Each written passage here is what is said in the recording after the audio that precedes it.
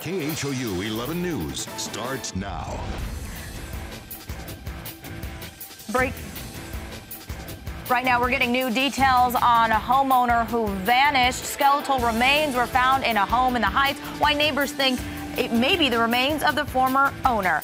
And breaking news, we now know the identity of a teen police say was killed by MS-13 gang members in a satanic ritual. And President Trump issues another travel ban. We look at how it differs from the first plan that was blocked by the courts. But first, a gruesome discovery was made at a Heights home, and now neighbors believe it is connected to the mystery of a missing woman. Over the weekend, they found skeletal remains in the house. It turns out the previous homeowner was reported missing 2 years ago. Stephanie Whitfield is live near the home on Alston Street, close to Yale. Stephanie, what have you found out about this woman?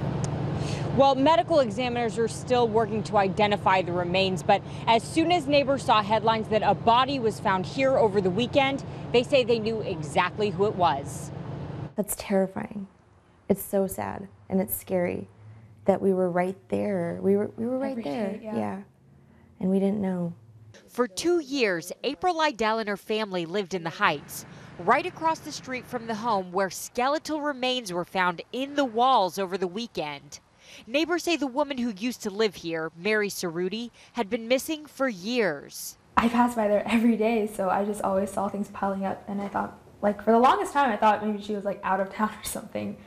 According to court records, Cerruti bought the home in 2001. Then in 2014, she suddenly stopped making payments. 6 months later, neighbors reported her missing to police, and eventually, the bank foreclosed on the home.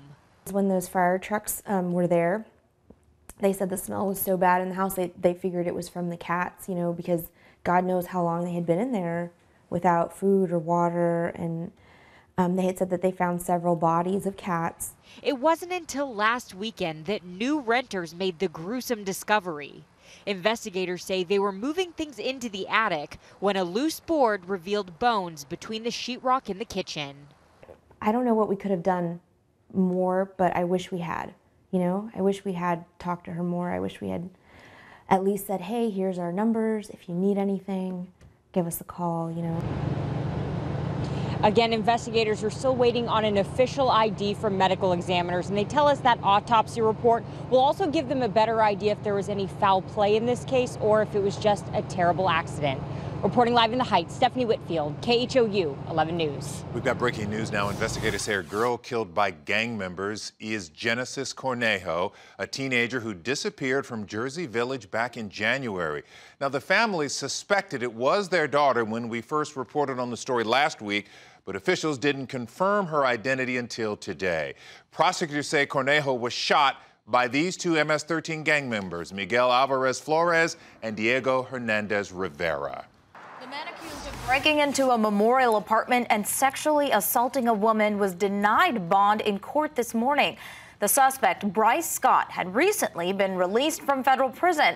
Prosecutors revealed today how Scott broke into his neighbor's apartment last week, hovered over her bed, pulled a gun on her, and then raped her. One of her children called police. It's still unclear why Scott was in prison. Police say they now know who shot and killed a man in front of his pregnant wife in a road rage incident. They're looking for 36-year-old Miguel Resendez. He's charged with murdering 21-year-old Oscar Reyes. Police say Resendez got frustrated when Reyes was unable to move his broken-down car from an intersection in North Harris County last month. Deputies say Resendez bumped Reyes' car with his SUV, and then the two got into a confrontation. Resendez, they say, shot him in front of his wife and then sped away. As we've said, he has not been found. President Trump issued another temporary travel ban today, this time targeting travelers from 6 Muslim-majority countries. Now, this comes after his previous ban that targeted 7 countries faced major legal challenges. The new 90-day ban goes into effect March 16th and is limited to Iran, Libya, Somalia, Syria, Sudan, and Yemen. It also shuts down the U.S. refugee program for 120 days to give the federal government time to develop what the administration calls extreme vetting. This order is part of our ongoing efforts to eliminate vulnerabilities that radical Islamist terrorists can and will exploit for destructive ends. Travelers from the 6 countries in the ban who have legal permanent residence, also known as green cards, would not be affected. So how does this ban differ from the first one? Well, for one, Iraq was excluded. The country was part of the original travel ban, but Iraqi officials have agreed to work with the U.S. government to do a better job vetting Iraqis who are applying for visas. Also, the indefinite ban on Syrians is not included in this new ban. They will now be subject to the 120-day ban on refugees. And this new order does not give preference to Christians claiming persecution in Muslim-majority countries. Now, despite these changes, this new ban is still expected to face some significant legal challenges. And of course, we are going to keep track of it all and bring you developments on air and online. All right, we'd like to know what you think about this. Do you support President Trump's revised travel ban? The response is yes, no, or you're not sure yet. Go to KHOU.com/vote now to participate in this non-scientific polling. We'll check back and show you the numbers later. Lieutenant Governor Dan Patrick is lobbying hard for passage of the state's controversial bathroom bill. He held a news conference in Austin today. Senate Bill 6 would require transgender people to use bathrooms in public schools, government buildings, and universities that matches the sex on their birth certificate. Dozens of companies and organizations have signed a letter opposing the bill, saying it could hurt the state's economy. Patrick doesn't see it that way. To pass a bill that focuses on privacy, a person's privacy, and public safety. And that will say to parents everywhere, your children will have privacy in their schools. Patrick was joined by North Carolina's lieutenant governor. He, by the way, helped get a similar bill passed in that state. All right, we didn't see much flooding around town, but the heavy rain was enough to flood out a Houston high school. Teachers at Kashmir High sent us photos of standing water inside the school. Students were moved from first floor classrooms to the cafeteria. Some parents even took their kids out of the school early as a result of the disruption. HISD says a combination of heavy rain and ongoing renovations at the school caused that mess.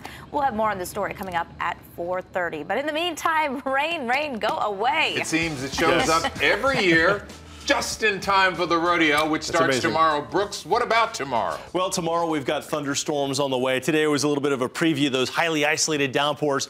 I'm going to show you this in a second, but first let's take a look at those downpours because they're all related. Here's our satellite radar composite. Most of this activity is now starting to dissipate. That's good news for your ride home, but the north side still seeing a heavy downpour just west of Spring along the Beltway right before the North Freeway. Also, some heavy rains around Lake Livingston. That stuff moving to the north and east.